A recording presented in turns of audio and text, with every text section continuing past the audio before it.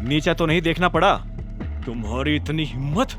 सनी फिर से उबलते हुए अभिनव की तरफ बढ़ा और इस बार उसने अभिनव को उसके कॉलर से पकड़कर कहा, चल माफी मांग दादाजी से, माफी मांग चल। लेकिन मेरी बात अभी पूरी नहीं हुई है, अभिनव ने सनी की आंखों में देखते हुए कहा। भले उसकी आंखें ठंडी थी, लेकिन उसमें गुस्सा कूट कूट कर भरा था। अब आगे क्या होने वाला था? क्या अभिनव सनी के राज का पर्दाफाश कर पाएगा?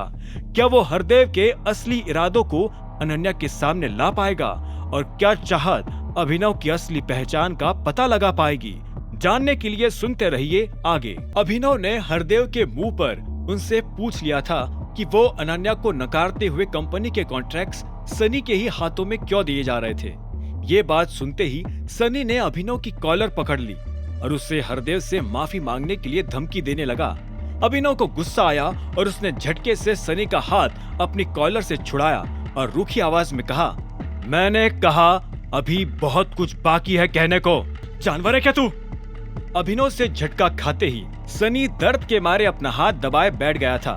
अभिनव ने उसकी ओर देखा तक नहीं और अपनी शर्ट ठीक करते हुए फिर से हरदेव की ओर नजर उठाकर बोला, अगर आपके और अनन्या के बीच किसी तरह का मनमुटाव है तो उसे भी बैठकर सुलझाया जा सकता है। इस तरह से उसको पोजीशन से निकाल देना, माफ कीजिए, लेकिन आपको शोभा नहीं देता। अभिनव की बात सुनते ही अनन्या उसका हाथ पकड़ के बोल पड़ी, अभिनव! अनन्या के हिसाब से अभिनव शायद ज्यादा बोल गया था। एक तरफ से उसे लग रहा था कि अभिनव की बात सही है, लेकिन दूसरी तरफ उसे यह भी लग रहा था कि अभिनव गलत बोल रहा है। अभिनव अनन्या और हरदेव के बीच दूरी बढ़ाना चाहता था या कम करना चाहता था, अनन्या को समझ नहीं आ रहा था। बेवकूफ आदमी, ये सब तेरी वजह से तो हुआ है। अचानक शर्मिला उस पर चिल्ला पड़ी, तेरी वजह से ही इस घर में बुरी चीजें होती जा रही है, समझा? आप शांत रहो, जो भी हो रहा है उसकी वजह कुछ और है और सिर्फ दादाजी ही वो वजह जानते हैं। अगर एक बार वो अपनी चुप्पी तोड़े तभी पता चल पाएगा कि अनन्या में पोजीशन हासिल करने के लिए कोई कमी है या फिर उसे सिर्फ दूर हटाया जा रहा है। अभिनव ने कॉन्फिडेंटली अपनी बात कही। सनी ये देखकर भभक उठा और उसकी ओर गुर्राने लगा, यहाँ खड़ा होकर बकवास कर रहा है? तेरी औकात भी है क्या दादाजी से सवाल पूछने की? अभिनव ने उसकी ओर बिना देखे ही कह दिया, बिल्कुल है, मैं अनन्या का पति हूँ। अभिनव, तुम करना क्या चाहते हो? अनन्या खींचते हुए अभिनव से बोल पड़ी। वहां का माहौल देखकर दीवा को हंसी आने लगी और उसने अपनी हंसी छुपाते हुए कहा, ये सब क्या तमाशा हो रहा है गाइस? आप लोगों की फैमिली में जिस परिवार की यूनिटी की लोग तारीफ करते थे, वो ऐसे सब लोगों के सामने कुत्तों की तरह लड़ रहे हैं। चुप रहो तुम। और अभिनव, पापा जी के सामने अपना मुंह खोलने से पहले 10 बार सोचो, नहीं तो इस शहर में रहना मुश्किल हो जाएगा।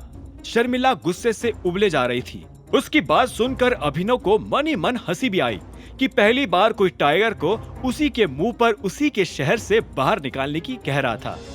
मैंने आपसे अभी शांत रहने को कहा था, फिलहाल बोलने की बारी सिर्फ दादाजी की है। और दादाजी, अगर आप कुछ नहीं बोलना चाहते तो फिर इस सनी को इसका मुंह खोलना पड़ेगा। अभिनव ने सनी की ओर देखकर अपनी बात खत्म की, जो अभी भी दर्द में अपना हाथ अपने पैरों के बीच दबाए बैठा था। अभिनव की बात सुनकर हरदेव ने फिर रूखी नजर से अनन्या की ओर देखा। तुम मेरे सवाल का जवाब दे रही हो या नहीं? वो तब तक जवाब नहीं देगी जब तक आप उसको अपना जवाब नहीं दोगे। अनन्या, जब तक ये सारी पॉलिटिक्स समझ ना आए तब तक किसी को कोई जवाब देने की जरूरत नहीं है। अभिनव ने अपनी आवाज ऊंची करते हुए हरदेव को घूर कर कहा। उसे सुनकर वहां सभी लोगों के होश उड़ चुके थे। अधिकतर लोग तो आज पहली बार किसी को हरदेव के ऊपर ऊंचा बोलते हुए सुन रहे थे। इससे पहले कि सिंह परिवार का कोई सदस्य अभिनव को कुछ कह पाता, बीच में चिराग ही बोल पड़ा। अभिनव, बस बहुत हुआ। अब अगर एक बार और तूने अपनी गंदी जुबान खोली ना तो मैं दिख नहीं रहा, सामने मिस्टर सिंह खड़े हैं। तेरे जैसे फटीचर उनसे नजर तक नहीं मिलाते और तू उनसे जुबान लड़ा रहा है।